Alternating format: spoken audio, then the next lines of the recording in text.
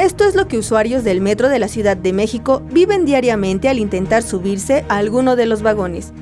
Empujones, jaloneos y hasta peleas son situaciones que se viven dentro de las instalaciones del sistema de transporte colectivo. Y es que debido al retraso de los trenes, fallas en vías o en las escaleras eléctricas, los usuarios comienzan a alterarse ante la preocupación por no llegar al trabajo o escuela. Aunque salimos a veces con tiempo, a veces no nos alcanza para llegar puntual al trabajo.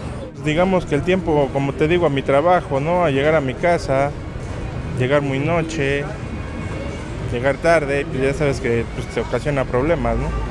Estas fallas en el transporte llegan a provocar que los usuarios busquen otras opciones para trasladarse, lo que les genera gastos extras. Sí, me he tenido que salir del metro para tomar un taxi y llegar al trabajo. ¿Cuánto le llegan a cobrar los taxis de algún lugar que recuerde? De aquí a veces me voy a Insurgentes, me cobran como 50 pesos, 45.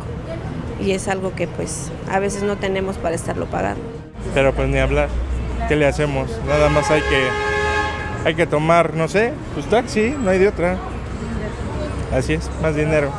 Y es que a pesar de que en ocasiones se implementan transportes externos para ayudar a agilizar la movilidad de los usuarios, suelen ser insuficientes para los cerca de 5 millones de personas diarias que traslada el metro capitalino.